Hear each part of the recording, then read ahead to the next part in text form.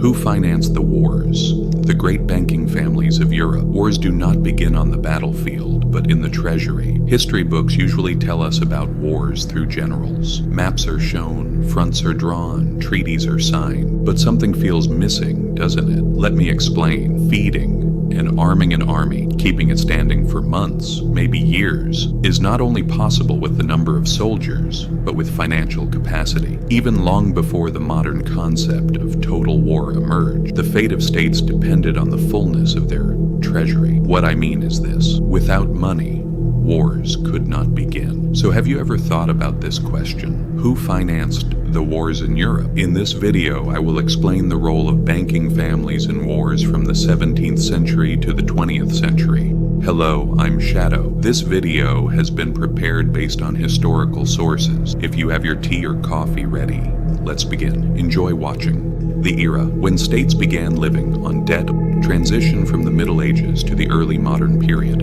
In the Middle Ages, kings generally financed wars by increasing taxes, selling lands, or through plunder. However, in the 16th and 17th centuries, wars had grown larger. Armies became permanent. Artillery technology became expensive. Naval warfare required massive ships. At this stage, tax revenues were no longer enough. States now had to borrow.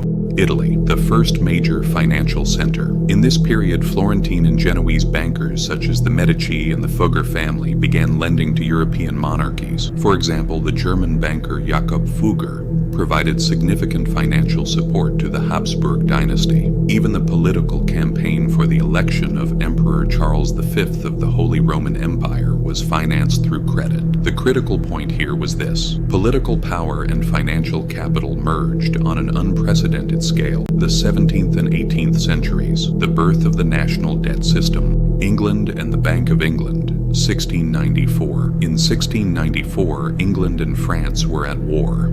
The royal treasury was exhausted. So what was the solution? Private investors would lend money to the state in exchange for the establishment of a central bank. Thus, the Bank of England was founded. For its time, this was revolutionary. The government bond system was formed. Wars were no longer the same. Wars were now financed by borrowing against future taxes. Thanks to this system, England built a more sustainable war economy than France. The Napoleonic Wars and the Rothschild family. The rise of the family mayor Amschel Rothschild, 1744 to 1812. Everything began in Frankfurt. He had 5 sons and placed each of them in major financial centers across Europe: London, Paris, Vienna, Naples, and Frankfurt. Thus, one of the first international financial networks in history was formed, financing Britain. During the Napoleonic Wars, 1803 to 1815, Britain financed coalition powers. Gold transfers were made to allies in continental Europe. The Rothschild network was one of the few structures capable of transporting gold safely across Europe. They played a critical role in Britain's payments to the continent. The Waterloo myth and the facts. It is often claimed that Rothschild learned the outcome of Waterloo in advance and manipulated the London stock market. Historians largely reject this claim. Documented facts show the family was influential in the war bond market. They played an important role in the British borrowing system. It is necessary to distinguish conspiracy narratives from archival evidence. The 19th century and the bond economy. After the Industrial Revolution, wars required railways, steel production, mass weapon manufacturing, where war financing was now conducted through government bonds, international banking consortia, gold reserves. For example, during the Crimean War, 1853 to 1856, France and Britain conducted major borrowing campaigns. Source: David Lanz, The Unbound Prometheus. World War I, Modern War, Financing. When Europe entered war in 1914, Germany relied on internal borrowing. France issued war bonds. After 1917, American banks, especially J.P. Morgan and Company, became the main financial sponsor of the Allies. War was no longer only the concern of European bankers. It had become a matter of transatlantic finance. Criticisms and controversial points. The claim that bankers started wars. Some popular narratives claim that bankers deliberately started wars. Academic historiography is more cautious. The general view is bankers did not start wars. However, they profited from wartime conditions. States' need for money increased the power of bankers. Which is stronger,